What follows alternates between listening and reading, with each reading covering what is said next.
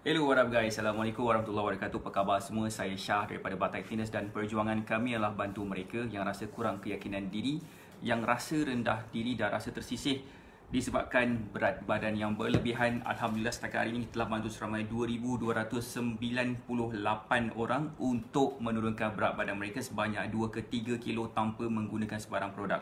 Dan hari ini saya nak buat sedikit sharing tentang apakah sebab berat badan kita susah nak turun, dan jawapan saya bukan jawapan yang klise. Contohnya kan, jawapan klise ni macam mana tau? Jawapan klise ni macam, oh kalau katakan berat badan susah nak turun disebabkan apa? Macam disebabkan apa tu nama dia? Tak bersenam, sebab makan makanan yang manis-manis. Contohnya lagi macam makan banyak, tak jaga makan, macam tu kan. Tak cukup tidur. Tak, ni saya tak nak bagi jawapan yang klise. Saya nak bagi jawapan yang lain sikit. Siapa kat sini yang dah ready nak tahu, boleh tak komen dah ready? Yang ada dalam Facebook Live ni boleh kita berkomen-komen dalam ruangan komen. Yang ada dalam Telegram channel ni, kita boleh berkomen-komen dekat post yang terakhir dalam Telegram channel tersebut. So, dengar tak suara saya? Kalau dengar boleh tak komen dengar? Saya nampak ada Puan Mazuraina. Saya lupa pula pakaikan mikrofon dekat sini. Apa khabar yang baru join Facebook Live kita? Saya harap semua berada dalam keadaan sihat walafiat. Okey, sekejap saya nak pasang saya punya mikrofon bulu-bulu ni hang. Okey. Okey, dah ready ke? Kalau dah ready boleh tak komen dah ready? Boleh tak bagi saya love banyak-banyak sikit sebab saya nak share sesuatu benda yang berbeza. Zas, sambung mikrofon dalam kita punya ni. Baik, macam ni tau. Berat badan kita naik ada banyak sebab. Okey. Sebab dia macam contohnya disebabkan kita tak jaga makan tu dah pastilah. Disebabkan gaya hidup pun dah pasti juga. Dan yang paling penting sekali yang kita kena faham, kenapa berat badan kita mudah meningkat adalah satu sebab disebabkan gaya hidup yang berbeza. Macam ni. Sebagai contoh, kita semua pernah mengalami situasi macam ni. Apakah situasi tu? Macam sebelum ni kita pernah bujang kan? Boleh tak komen yang ada dalam Facebook Live ni dan yang ada kat dalam kita punya Telegram channel, boleh tak komen dulu sebelum kahwin berapa berat badan korang? Berat badan saya 73 kilo. Ini berat badan saya dulu sebelum kahwin 73 kilo. Saya memang kurus kering, memang kurus kering lah. Dengan tingginya, dengan kurusnya, dengan berat badan yang sangat ringan tu. Jadi apa yang berlaku kepada saya selepas dah berkahwin, berat badan saya mula meningkat daripada 73 naik kepada 75, kepada 80, kemudian naik lagi sampailah 90 lebih. Kan? Apa ni? Puan Mazuriana sebelum kahwin 45 ke 50 kilo je kata Puan Mazuriana. Semua orang ada sejarah di masing-masing. Kan? Kenapa berat badan kita meningkat lepas kahwin? Kenapa? Jawapan dia nombor satu, jawapan nombor satu bukannya sebab tak jaga makan. Bukannya sebab apa. Jawapan yang paling tipikal sekali adalah kita punya gaya hidup dah berbeza. Maksud gaya hidup berbeza ni macam mana? Contohnya macam sebelum ni waktu tidur kita mungkin teratur sikit. Yelah, tak kahwin. Dah kahwin tak teratur lah sikit. Waalaikumsalam, cik Ros, apa khabar? Yang keduanya mungkin juga disebabkan kita dah kahwin. Yang perempuan pula dah beranak pinak, hormon pula tak stabil. Lepas tu pula dengan dah jaga anaknya, dengan jaga makan tak jaga makannya. Contohnya lelaki pun sama mengalami yang sama. Lepas tu pula lama-lama metabolisme kita dah menurun. Kita pun dah tak sempat nak bersenam, lagilah menyebabkan metabolisme kita menurun. Dulu sebelum ni mungkin kita rajin macam main bola ke contohnya dan sebagainya. Sekarang ni dah tak rajin sangat dah sebabkan dah ada anak kecil contohnya. So lama kelamaan masalah kita bukan sebenarnya sebabkan tak jaga makan. Kita mungkin jaga makan, kita mungkin kawal portion. Yang jadi masalah sebenar disebabkan kita nak adapt dengan gaya hidup yang baru. Boleh faham tak maksud saya bila saya cakap tentang gaya hidup baru ni? Macam ni, macam saya honestly, lepas dah dapat Syarif dan lepas dah tak ada bibi ni, so saya punya masa tu macam tak teratur sikit. Kalau perasan pada waktu pagi saya akan buat live jam 9 pagi. Sebab pada jam 9 pagi tu jugalah anak saya bangun. Dan biasanya bibi saya yang mandikan. Sekarang ni saya yang mandikan. Lepas tu pula saya yang akan basuh berak dia orang. Pagi saya mandikan, malam saya mandikan, basuh berak memang saya lah. full time job. Lepas tu pula yang tidurkan ni pun saya juga. So pendek kata, macam saya punya masa dah jadi macam tak sama sikit macam sebelum ni. Dicampur pula dengan PKP. Memang tak ada masa langsung saya nak bersenam. So apa yang berlaku kepada diri saya, gaya hidup saya dah berbeza sikit. Kenapa? Hanya disebabkan bibik saya dah tak ada.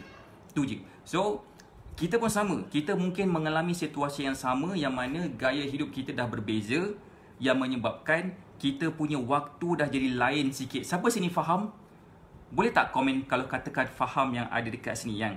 So gaya hidup bersalin hormon tak stabil metabolisme. Gaya hidup faham ah. So nak cerita Puan Mazuraina dah letak dah learning point siap-siap dalam tu.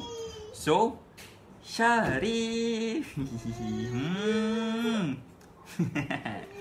So cik, terima kasih Cik Ros kata saya ayah misali, alhamdulillah. So pendek kata, nak dijadikan ceritanya disebabkan gaya hidup ini akan ada sedikit perubahan kepada bentuk badan kita, sebabkan badan kita akan respon sangat cepat kepada perubahan gaya hidup.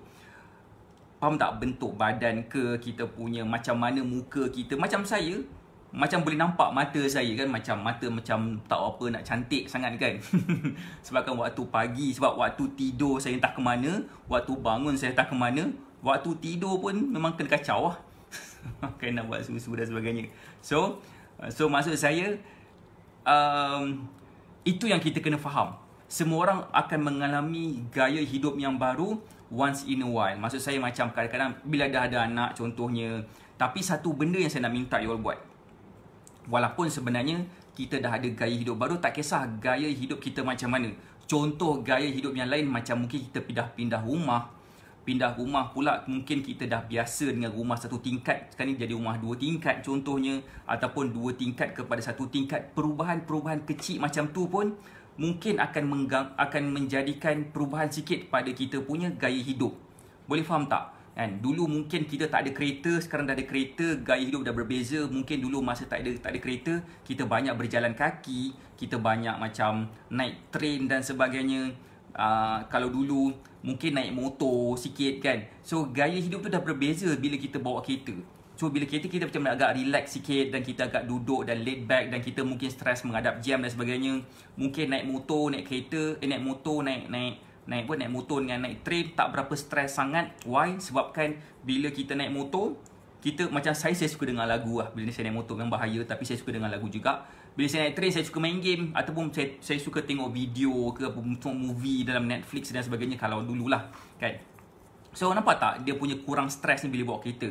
So nak dipendekkan cerita, gaya hidup tu memang memainkan peranan terhadap bentuk badan kita.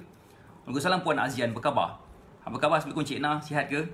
So nombor 1 bukan gaya pemakanan, sebabkan gaya hidup itu pun akan mempengaruhi dengan macam mana cara kita pilih makanan juga. Boleh tak saya nak explain lagi tentang gaya hidup? Contohnya kan macam ni. Dulu masa ada bibik, gaya hidup saya memang agak stabil sikit. Sekejap, saya nak letak satu link lah dekat dalam Telegram, dekat dalam Facebook Live ni, sebab saya nak tarik orang masuk dalam saya punya Telegram channel.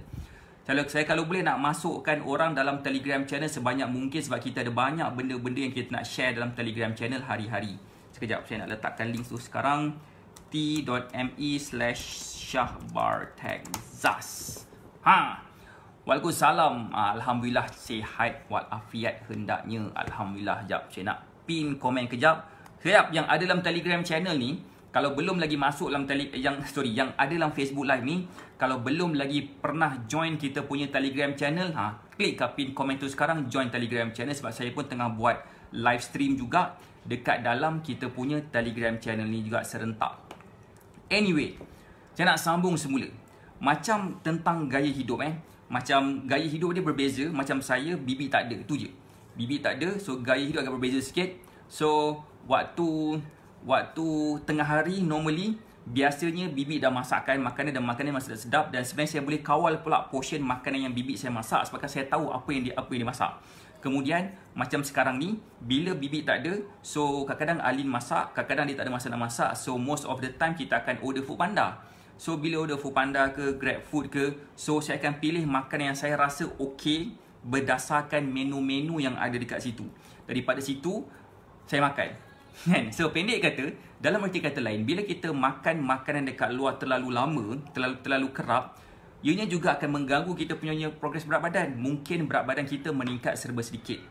But anyway, saya nak sampaikan kat sini, semua orang akan mengalami situasi dia punya gaya hidup berbeza sedikit daripada biasa disebabkan perubahan kecil yang berlaku dalam hidup dia. Itu jawapan yang saya rasa paling general dan paling tak klise sekali.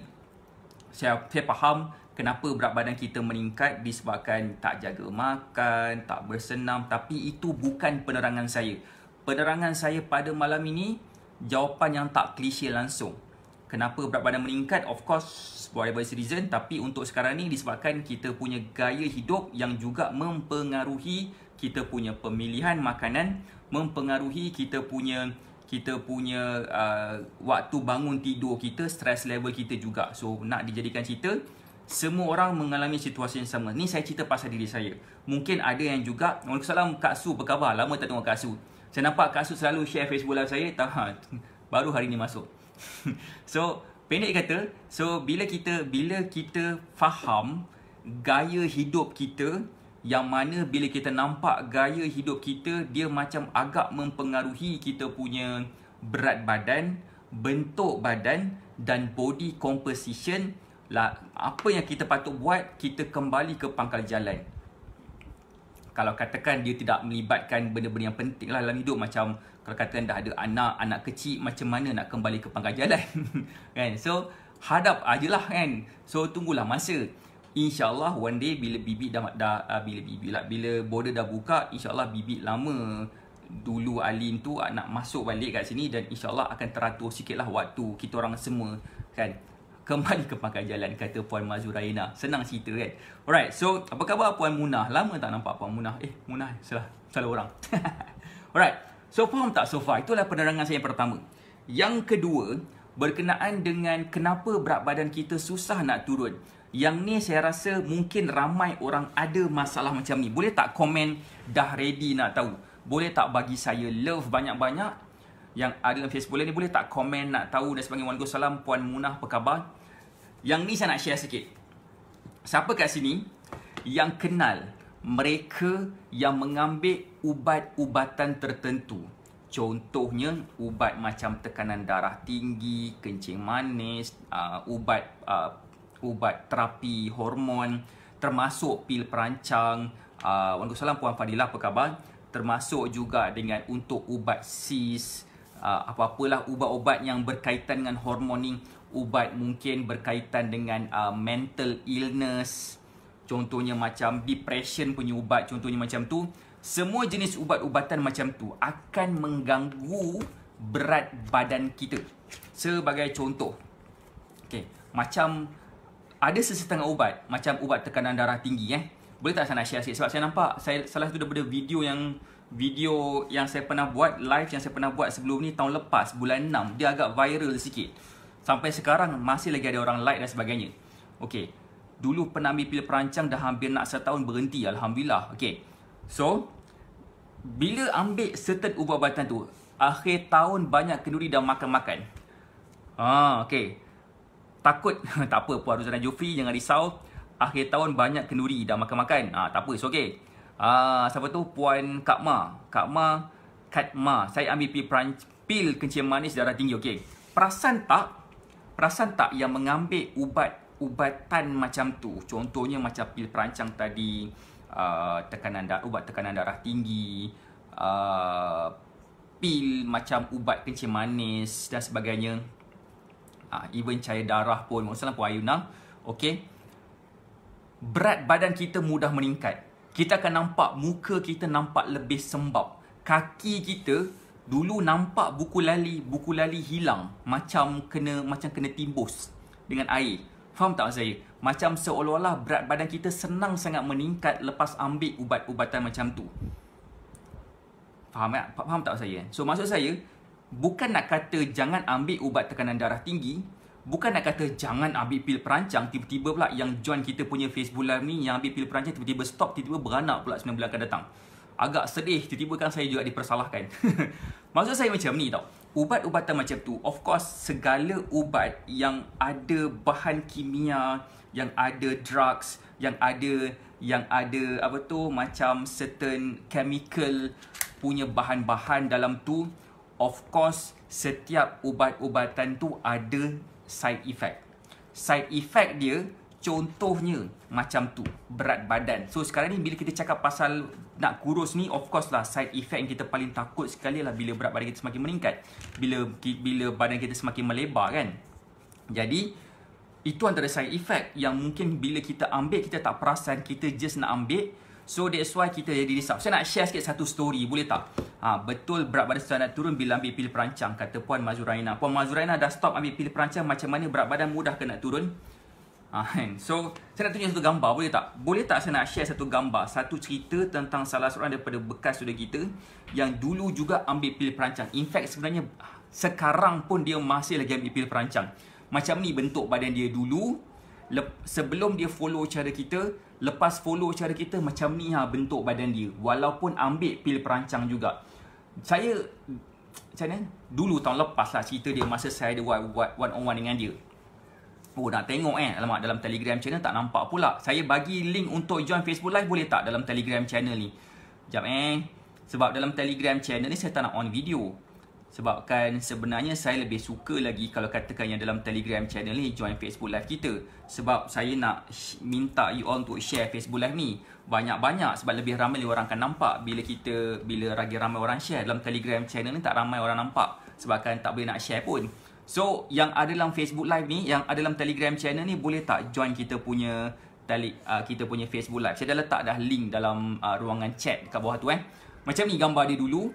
Dan macam ni gambar dia selepas beberapa bulan ikut cara kita. Dan dalam gambar ni dia masih lagi ambil pil perancang.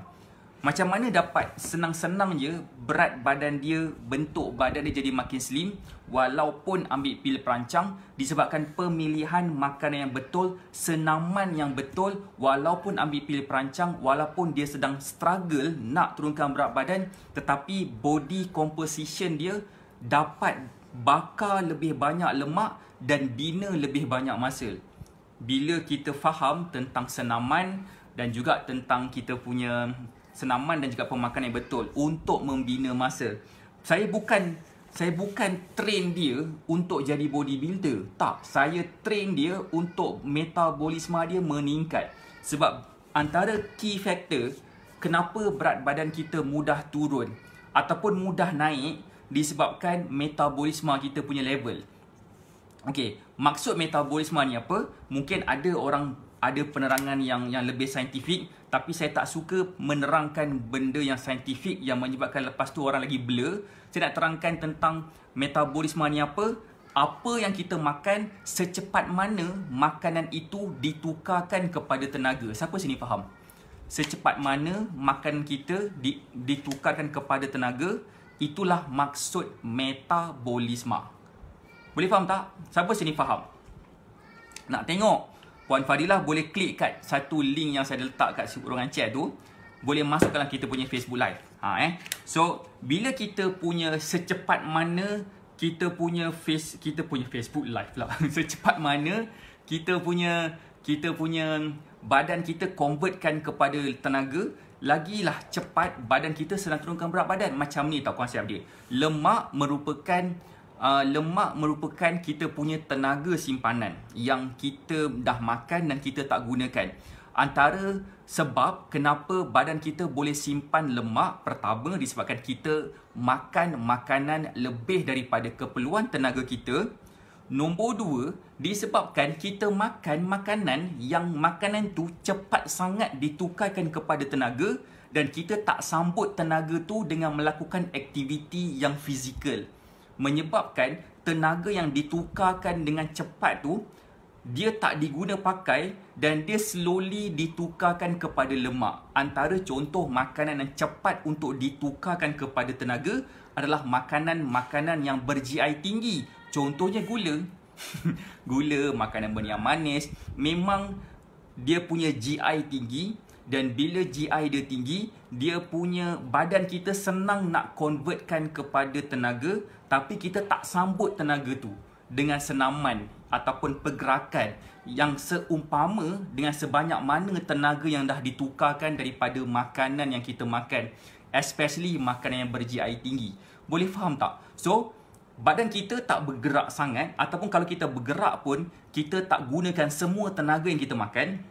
Sebagai contoh, kita makan kari pup. Siapa yang join kita punya weekly group coaching semalam, kari pup seketul dalam 300 kalori. 300 kalori bersamaan dengan kita kena berlari 3 km. Berlari bukan berjalan, berlari 3 km. Seketul kari pup. Kalau kita makan 3 ketul kari pup, kita baru berjalan 1 km, kita rasa macam aku dah bakar dah semua kari pup ni. Rupanya bukan, kita kena bukan berjalan tapi berlari 9 km. Padanlah muka kita. Kan? Bukan nak kata jangan makan kari pup, boleh makan kari pup. So kita kena tahu waktu dia. Kita juga kena tahu berapa banyak portion yang kita boleh ambil. Dan kalau kita dah ambil banyak, apa kita nak buat lepas tu? Itulah yang menyebabkan kita mudah nak turunkan berat badan. Siapa sini faham? Boleh tak komen faham? Saya nak minum air. Bismillahirrahmanirrahim.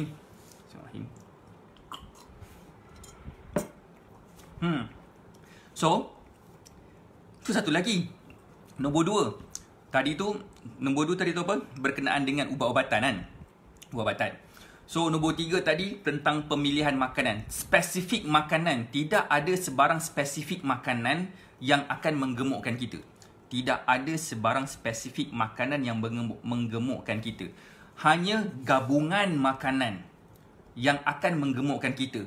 Nasi tak menggemukkan kita. Gula tak menggemukkan kita. Walaupun GI dia tinggi. Apa lagi? Garam tak menggemukkan kita. Air manis, air tin tak menggemukkan kita. Cumanya gabungan tu. Contoh gabungan macam mana tau? Boleh tak saya nak tanya? Dah makan kuih-kuih lepas tu menyesal kan? So saya bagi contoh sikit. Boleh tak saya nak bagi contoh sikit macam ni? Pada waktu pagi, tolong jangan makan kuih. Sebab waktu pagilah sebenarnya badan kita perlukan tenaga, tapi bukan tenaga yang on the spot. Ramai orang yang sebenar-benarnya dia selalu makan makanan yang ada GI yang tinggi, yang menyebabkan dia tak boleh nak buat macam-macam benda sangat pada waktu pagi. Dia rasa dengan makan kari pup seketul 2 tu dan dia buat macam kerja-kerja rumah sikit. Contohnya dia buat dia macam dia pergi kerja, siap-siapkan anak, siap-siapkan suami, siap-siapkan diri sendiri untuk pergi kerja, kemudian naik kereta ke, naik train ke, naik motor ke. Dia rasa itu pun dah cukup dah nak bakar lemak dia. Sebenarnya bukan. Yang akan menyebabkan dia bakar lemak dia adalah bila dia melakukan satu aktiviti yang mana dia punya heart rate dia meningkat sehingga 60% daripada maksimum heart rate dia. Kan dah confuse dekat situ. So, point dia dekat sini adalah macam mana tu? Point dia dekat sini adalah kalau nak makan kuih juga, kalau nak makan benda manis juga, makan dalam pukul 3 petang. Sebab ramai dekat sini, boleh tak confirmkan dengan saya, siapa kat sini pada jam 3 petang, pada jam 3 ke 5 petang lah macam tu masa itulah waktu kita rasa mengantuk. Ada tak? Rasa mengantuk, rasa lemau, rasa nak tidur, rasa macam nak melepet. Ada tak? Tak minum petang, betul lemau. Kenapa? Ni saya nak explain sikit. Kenapa jam 3 petang, 5 ke 5 petang macam tu mata kita berat sangat? Nombor 1 disebabkan of course waktu tidur kita, mungkin ia juga salah satu. Satu lagi, pemakanan kita pada waktu pagi dan tengah hari. Tengah hari dan waktu pagi breakfast lah maksud saya. Apa yang kita makan? Kalau pada waktu pagi kita makan makanan yang manis, pada waktu tengah hari kita pula makan nasi contohnya. Semua makan nasi, saya rasa melainkan kalau kita mungkin duduk kat Mak Saleh, kita dekat kedai Mak Saleh, mungkin kita kerap makan pasta ke, makan burger ke. Lepas tu pula kita gedik minum air manis. Lepas tu hadirlah satu perasaan macam mata tu berat sangat untuk menampung angin yang ada dekat bulu mata pelesu kita ni. Yang menyebabkan kita rasa macam nak tidur sangat, mengantuk, lemau. Minum pagi jam 9. Okay, so kau tim, minum pagi kalau boleh waktu pagi, elakkan daripada mengambil benda yang manis. waktu tengah hari, kalau boleh jangan makan nasi dengan air manis. Kalau nak minum air manis, boleh cuba try minum pukul 3 petang. Di waktu yang mana kita selalu rasa macam nak tidur tu. Tapi dengan syarat jam 5 petang tu cuba kita keep on bergerak-bergerak. Ni Puan Fadilah kata dia tak minum. Lagi bagus, kopi kosong. Kopi kosong tu dia 0 kalori. So dia tak rasa manis pun. Dia rasa pahit pahit. Saya pun tengah berjinak-jinak minum kopi O sekarang ni tanpa gula. Saya rasa macam okey je. Siap saya nak beli lagi coffee machine satu dekat rumah. Pagi minum jus ori, boleh ke? Jawapan saya tak galakkan Puan Kak Ma. Kenapa tau? Minum pagi kopi O kosong boleh ke coach? Boleh, tak ada masalah. Kopi O okey. Kenapa? Sebab kopi O tu 0 kalori. Dan kopi tu juga dia akan meningkatkan metabolisme kita. Siapa sini yang pernah mengalami bila kita minum kopi O kosong ke kan, tiba-tiba rasa macam panas dalam, macam berpeluh sikit daripada dalam. Kenapa? Sebabkan kopi O tu akan mengalami satu proses, nama dia adalah thermogenic effect, yang mana badan kita akan membakar energi dalam badan kita untuk proses kopi tersebut. So badan kita macam panas dalam, berpeluh sikit, metabolisme dia berpeluh sikit. So kalau katakan macam tadi tu, siapa, Puan Ruzana Jufri kata, siapa tadi dia tanya pasal Puan Katma minum air jus ori, katakan mangga. Saya biasa makan mangga sekarang pada waktu pagi. Saya masuk dalam blender. So saya blend dia, saya perah dia punya air sahaja, dan dia punya hampas tu saya tak masukkan sekali, saya buang. Tahu tak, hampas tu lah dia punya fiber. Hampas tu lah dia punya fiber. Kita hanya ambil dia punya air sahaja, iaitu dia punya fruktos. Macam tak ada beza je kita minum air sirap sebenarnya. Air sirap ada glukos, gula. Kalau katakan kita ambil air jus buah-buahan, tak, walaupun buah ori yang kita perah daripada blender semua tu kan. Apa khabar? Assalamualaikum Puan Nur Hayatian, lama tak nampak. Lepas tu apa nama? Kita ambil air dia sahaja. Air dia sahaja adalah fruktos, iaitu gula semata-mata. Gula semata-mata yang menyebabkan bila kita minum, kita akan rasa lapar beberapa jam lepas tu. So, katakanlah saya minum air jus, tak kisahlah jus buat sendiri ke, jus dekat dalam kotak tu ke, alright. So bila saya minum air jus jam 8 pagi katakan, kemudian pukul 10 pagi, 11 pagi saya dah mula rasa lapar balik. Dah rasa macam nak makan something. Lepas tu lunch nak makan lagi. Lunch pula minum lagi air yang manis. Pukul 3 petang rasa mengantuk, nak melepet. Makan lagi pukul 3 petang. Okey, makan lagi pukul 3 petang. Lepas tu pukul 6 petang lapar lagi. Sebab apa? Pemilihan makanan. Sebab pemilihan makanan itulah yang menyebabkan berat badan kita semakin meningkat. Bukan spesifik makanan yang kita makan. Bukan gula, bukan garam, bukan nasi, apatah lagi nasi. Bukanlah benda-benda lain yang menyebabkan kita gemuk. Kenapa kita ada masalah berat badan? Disebabkan kombinasi makanan yang kita makan tu yang menyebabkan berat badan kita susah nak turun lepas tu. Faham tak maksud saya? Kombinasi. Tak minum manis sejak dulu lagi, kata Puan Fadilah. Minum air suam campur lemon boleh tak? Sebab tu memang harian sejak dulu lagi. Boleh, lemon tak ada masalah. Sebabkan lemon kita bukan makan lemon tu sebiji macam tu. Tak ada siapa yang makan macam tu. Biasanya lemon ni dibuatkan satu macam dressing, ataupun jus lemon kita buat dressing kepada salad ke ataupun apa ke untuk menjadikan dia lebih masam. Pengganti garam lah lebih kurang. Itu masin enggak masam lah kan. So pendek kata dia akan sebagai perasa lah. So boleh je nak ambil.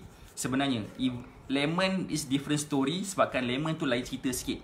Dia bukan manis. Manis dia bukan. Sekejap, saya komen sekejap. Waalaikumsalam. Apa khabar Kak Lim? Apa khabar? Alright. Saya Puan Fina. Kak Ma, saya buat carrot campur root beet campur lemon minum air saja. Carrot, root beet, lemon. Saya cadangkan Puan Kak Ma buat macam cara Kak Lin Muar. Kenapa tahu? Sebabkan cara Kak Lin Muar, dia letakkan macam oats campur lemon campur superfood. Kenapa tahu? Sebabkan bila kita dah perah, katakan macam Puan Kak Ma dia ambil carrot, root beet, lemon, campur semua sekali, dia hanya dapat air je kan. Dan most of the time saya yakin kita akan tapis dia punya lebihan-lebihan hasil daripada yang kita blend tu, kita akan tapis dan kita hanya minum air dia sahaja. Sebenarnya yang kita tapis keluar tu, hasil hampas ditulah fiber yang patut kita makan. Tapi kita dah buang. Mungkin sebab kita nak dapatkan rasa jus dia sendiri.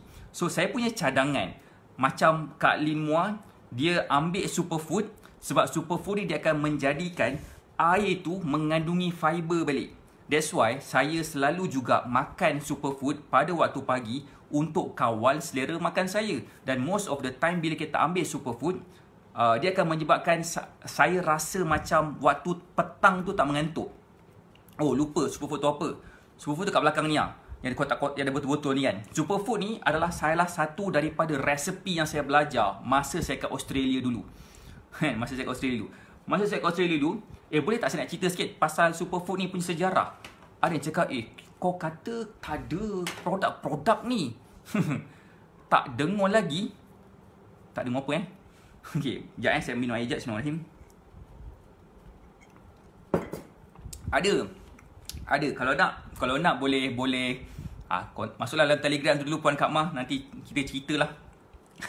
Okey, macam ni tau. Tentang superfood, macam mana superfood ni terhasil. Saya cerita tentang superfood ni pada tahun 2012 masa saya kat Australia. Pada tu bulan puasa. Dekat Australia, masa tu saya berubah lah dia punya lifestyle. Sebabkan dulu masa saya kat Australia, masa saya kat Malaysia, kita buka puasa, kita bersahur jam 5 pagi kat Malaysia Kemudian buka puasa jam 7 petang. Dekat sana bersahur paling lewat ataupun subuh jam 5 pagi. Okay? Buka puasa jam 5 petang. 12 jam je puasa. Lepas tu pula pada waktu tu musim sejuk, so tak terasa langsung macam berpuasa. Tetapi sebabkan matahari dia tu, dia tak sama macam Malaysia. Malaysia macam negara yang macam lembap. Macam kat sana dia kering. So saya kena pakai lips gloss lah, pakai segala benda tok nenek lah, pakai sunscreen lah, pakai segala lah benda tok nenek. Kalau tak kulit saya kering-kering. Semua orang macam tu. Sebabkan bila duduk kat kutub selatan ni atau kutub utara, matahari tu macam dekat Padang Masya. Padang Masya. Matahari dia macam atas kepala je, macam panas gila je. Walaupun sejuk. Cuaca sejuk, musim sejuk, tapi dia punya terik matahari tu masih terasa, menyebabkan kulit saya cepat kering. Dan saya juga gedik pada waktu lunch hour, saya tak makan. Saya main bola. So bila saya main bola, saya akan cepat pancit. Sebabkan yalah, walaupun buka puasa awal, tapi saya cepat pancit, yang menyebabkan saya rasa macam susahnya nak kawal macam tu kan. Sampailah saya kenal dengan seorang mamat ni daripada Colombia. Dia adalah orang Muslim, sama-sama main bola dengan saya, tapi dia punya lincah dia macam lipas kudung. Dia lah seorang doktor. Dia bagi tahu pada saya, dia bagi saya sampel superfood ni, suruh saya rasa. So saya makan. Saya rasa, saya yakin tu sebabkan saya tahu apakah bahan dalam tu. Bahan dalam tu adalah chia seed dengan flax seed. So digabungkan sekali. So saya buat benda tu dan saya amalkan sendiri, dan alhamdulillah dia menjadi kepada diri saya, especially bila nak berpuasa ke, bila nak berdiet ke. Biasanya juga saya akan campurkan juga superfood tu sekali dengan oats, dan juga air panas ke, letak susu ke. Memang rasa kenyang sampai ke petang. Nombor 2, kalau katakan ada masalah pembuangan air besar pun akan dapat diselesaikan dekat situ. Saya nampak macam ramai juga nak superfood ni kan. Okay, kalau nak superfood, klik kat pin komen, join Telegram channel. Nanti lepas habis Facebook live ni, saya akan letakkan satu link. Kalau katakan berminat nakkan superfood, saya akan letak satu link. Terus boleh order. Saya beritahu siap-siap, harga sebotol RM59. So superfood makan pagi-pagi boleh tahan lapar. Betul kata Cik Nah. Saya memang amalkan superfood. Sekarang saya makan superfood sebabkan nak kawal selera makan. Sebotol RM59, tak termasuk postage. Kalau beli Dengan ni, kalau beli 4 botol akan dapat 1 botol free. Tu dia kan. Saya dah pernah makan masa sahur superfood campur oat, memang tak rasa lapar, memang terbaik. Terima kasih kepada semua. Macam ni. So pendek kata, ini point saya. Saya bukan nak promote superfood sangat, saya nak cerita je. Nak cerita je tentang apakah punca utama kenapa berat badan kita susah nak turun. Jawapan yang paling ketara sekali adalah disebabkan nombor 1, gaya hidup. Nombor 2 adalah disebabkan kita punya pengambilan ubat-ubatan tertentu. Nombor 3 adalah disebabkan kita punya gabungan makanan yang salah. Sebabkan bila kita gabungkan makanan yang salah ni, dia juga akan menyebabkan kita lagi susah nak membuang air besar. Dan bila kita susah nak membuang air besar, akhir sekali dia pun akan menyebabkan kita pun susah nak turunkan berat badan. Itulah alkisah dia. Macam mana kronologi kita punya berat badan susah nak turun dengan jawapan yang tidak klise. Siapa sini dapat sesuatu? Boleh tak komen dapat sesuatu? Dan yang baru join Facebook Live ni, ataupun yang mungkin dah lama dah join daripada tadi sampai sekarang, saya cadangkan untuk klik kat pin komen, join kita punya Telegram channel. Okay, lain putus-putus. Right, so join Telegram channel kita, sebabkan saya akan selalu juga share macam-macam benda dalam Telegram channel tu, termasuk tips-tips kurus harian yang mana insyaAllah saya dapat katakan ianya akan really membantu kita dalam journey nak turunkan berat badan. Right, Alhamdulillah. So saya rasakan itu juga daripada saya. Right, terima kasih sebabkan join Facebook Live ni. Terima kasih sebabkan share Facebook Live ni, yang komen, yang selalu memberi semangat kepada saya walaupun saya dah jarang buat live dah ni kan.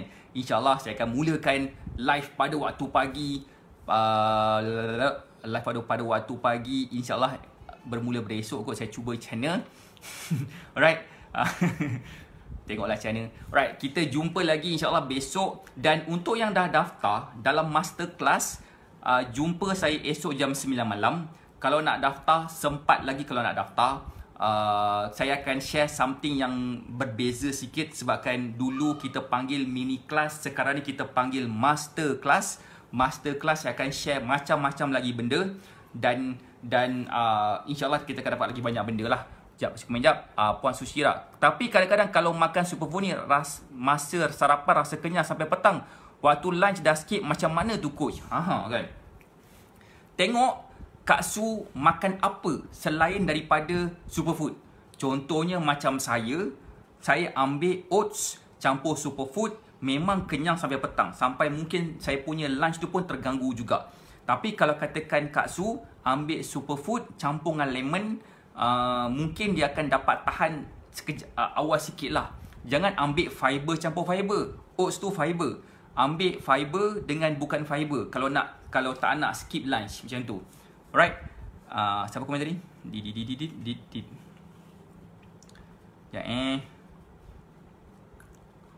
Masterclass besok. Alright, jumpa kita esok. Jumpa.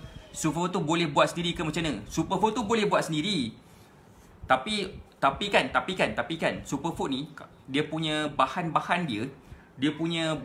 dia agak mahal tau sebenarnya. Kalau kita boleh dapatkan supplier murah-murah lah. Saya Alhamdulillah dapat supplier yang murah. That's why kita boleh bagi harga yang macam tak berapa nak mahal sangat. So sebabkan dalam tu ada dekat memang Batak Fitness ada. Nama dia Batak Superfood nama dia kan. Ni kat belakang ni lah. Kalau nampak dalam Telegram, nampak dalam Telegram tak nampak. Facebook Live nampak. So kalau nak yang ada dalam Facebook Live ni, yang ada dalam Telegram channel ni, saya rasa mungkin ada yang kenal Nurul.